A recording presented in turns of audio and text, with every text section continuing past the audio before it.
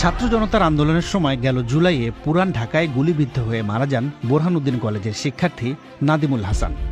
শেখ হাসিনা সরকারের পতনের পর সেই ঘটনায় একটি হত্যা মামলা দায়ের করেছিলেন তার মা কিসমত আরা। মামলায় নাম উল্লেখ করে আসামি করা হয় 89 জনকে।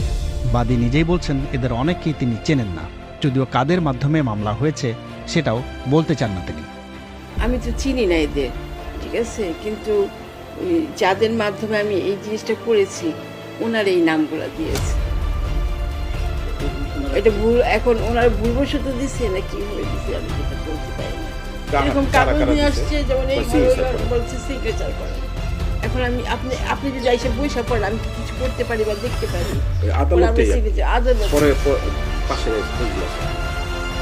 এবার আসা যাক ঢাকার একটি কলেজের শিক্ষার্থী সুলতান আক্তারের গল্পে।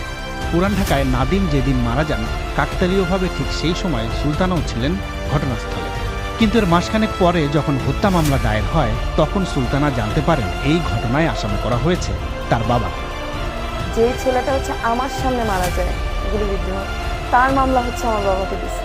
মানে আমি খুব অবাক হয়ে গেলাম যে এটা কিভাবে সম্ভব, এটা সম্ভব হতে পারে না। ওই দিন ওর থেকে এক হাত দূরে যদি ওই গুলিটা ওর গায়ে না লাগতো, আমার গায়ে তো লাগতে পারতো। আন্দোলন করলাম যেখানে আমার বাবা আমাকে সাপোর্ট দিল, আমাকে রাত 1টা বাজে গিয়ে আমার বাবা নিয়ে আসে রাস্তা থেকে। আজকে সেই বাবার জন্য আমি কিছু করতে পারতেছি না, সেই বাবাকেই আসামি বানাই দিচ্ছে আজকে এরা। ব্যক্তিগত শত্রুতা থেকেই আমার বাবার এই মামলাটা হয়েছে।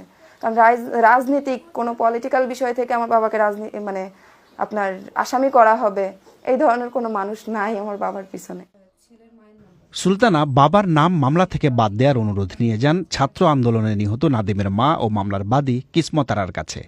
সেখানেই সুলতানার ভাষায় বাদীর স্বামী তার কাছ থেকে মামলা থেকে নাম বাদ দেওয়ার জন্য দাবি করেন 3 লাখ টাকা।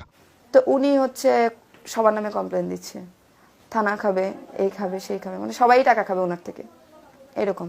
তো ওনাকে জাস্ট একটা সময় আমি বললাম কি, আমিও তো একজন স্টুডেন্ট ছাত্র আন্দোলনের, তা পুলিশেরটা না আমার বিষয়ে ছেড়ে দেন, ওসির সাথে না আমি কথা বলে নিব যদি ওইখানে টাকা লাগে, এছাড়া আপনি কি করতে পারেন আপনি বলেন।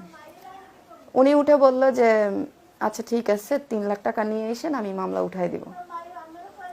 তো কথাটা শোনার সাথে সাথে আমার মনে হলো আমার হাত পাগুলা ঠান্ডা হয়ে গেল, যেটা উনি কি বললো। কিন্তু বাদীর পরিবার কি আসলেই টাকা চেয়েছিলেন? আমার ছেলে মারা গেছে, আমি ছেলের হত্যা বিচার চাই। আমি টাকা দিয়ে কি করবো?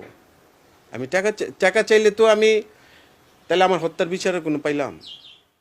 তবে শুরুতে অস্বীকার করলেও ইন্টারভিউ শেষে আবার টাকা চাওয়ার সত্যতা স্বীকার করে নেন বাদীর স্বামী, যদিও এর একটা ভিন্ন ব্যাখ্যাও দিয়েছেন তিনি।